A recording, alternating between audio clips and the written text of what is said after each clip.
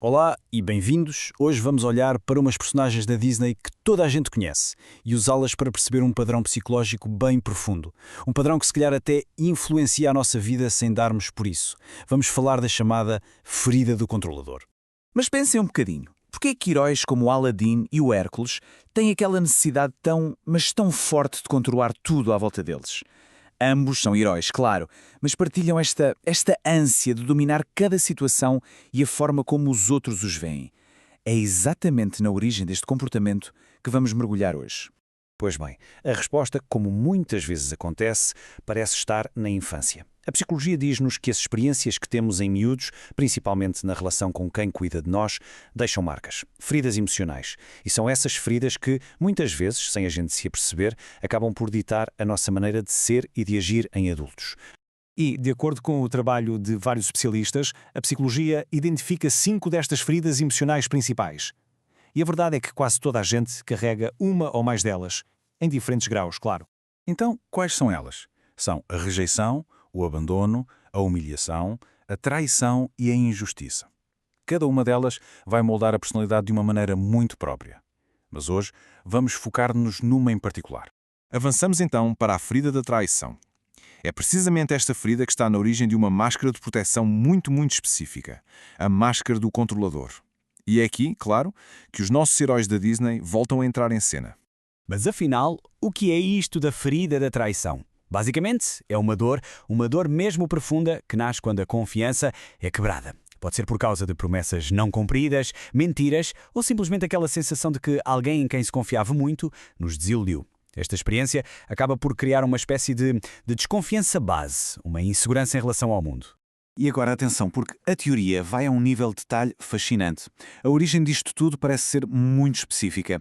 A teoria diz que esta ferida desperta ali entre os 2 e os 4 anos de idade e na relação com o pai ou a mãe do sexo oposto. Pensem nisto. É uma fase em que a criança está a criar um vínculo super forte e quando essa figura não corresponde às suas expectativas ou quebra a confiança, a criança sente isso quase como uma traição literal. E o que é que acontece a seguir?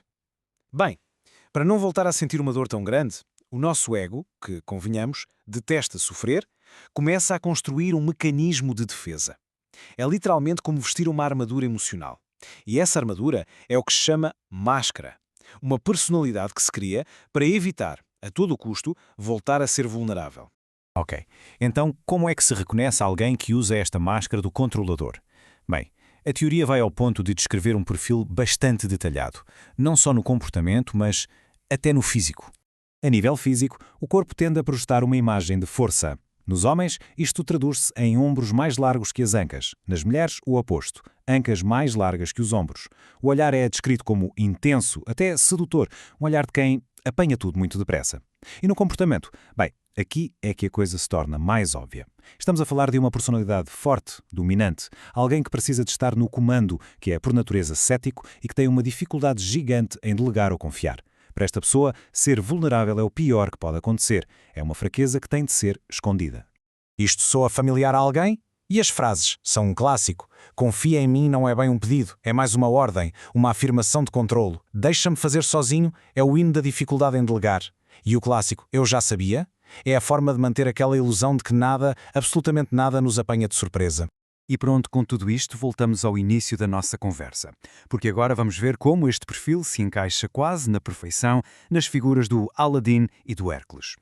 De um lado, temos o Aladdin. Ele sente-se traído pela sua pobreza, pela sua origem. E o que é que ele faz? Constrói uma mentira gigantesca para controlar a forma como toda a gente o vê. Do outro lado, o Hércules. Ele sente-se traído pelo seu destino de mortal e tenta controlar o regresso ao Olimpo pela força bruta e pela busca da perfeição. E esta frase é a assinatura do Aladdin, não é? Confia em mim. Ele diz isto vezes sem conta. É a maneira dele de tomar as rédeas da situação, de garantir que, apesar de tudo, é ele que está no controle do que vai acontecer. Pensem bem, toda aquela identidade do príncipe Ali é a máscara do controlador em ação na sua forma mais pura. É uma tentativa de manipular tudo e todos à sua volta para fugir da dor de ser rejeitado, de ser visto como indigno. Ele controla o que os outros sabem, o que pensam, as relações, tudo para garantir que a sua condição social não o vai trair. No caso do Hércules, a estratégia é outra, mas o objetivo final é exatamente o mesmo: controlar. Ele vê sua vida na Terra como uma grande injustiça, uma traição ao seu direito de nascença. Então, como é que ele tenta controlar o destino? Através da força e da fama. A lógica dele é simples. Se eu for perfeito, se me tornar o maior herói de todos, eles são obrigados a aceitar-me de volta. É o controlo pela performance, pelo desempenho. Ok, percebemos o problema. Se estas máscaras são só mecanismos de proteção, então como é que uma pessoa se livra delas? Como é que se pode curar esta ferida de traição? O ponto de partida, e talvez o mais importante, é este. A cura não passa por andar à procura de culpados no passado, não. O caminho passa por assumir a responsabilidade pela própria dor, por reconhecer que se criou esta máscara e depois conscientemente começar a tirá-la. E como é que isso se faz na prática? A teoria aponta para 3 passos-chave. Primeiro, aprender a delegar. É preciso largar aquela ideia de que só eu é que sei fazer isto bem. Segundo passo, praticar a confiança. Isto é uma decisão ativa, é escolher confiar nos outros, mesmo quando tudo em nós grita para não o fazer. E por fim o terceiro passo, aceitar a vulnerabilidade. É perceber que não temos de ser fortes o tempo todo e que a verdadeira força, muitas vezes, está em mostrar quem realmente somos. No fundo, o trabalho é mesmo este. É olhar de frente para as dores antigas, aquelas que foram sendo reprimidas, para que toda a energia que se gasta a tentar controlar tudo e todos possa finalmente ser libertada para fins muito mais produtivos e genuínos. E isto deixa-nos a pensar. Reparem, no final das suas histórias, tanto o Aladdin como o Hércules só encontram a verdadeira felicidade quando largam a necessidade de controlo e se mostram como são de verdade.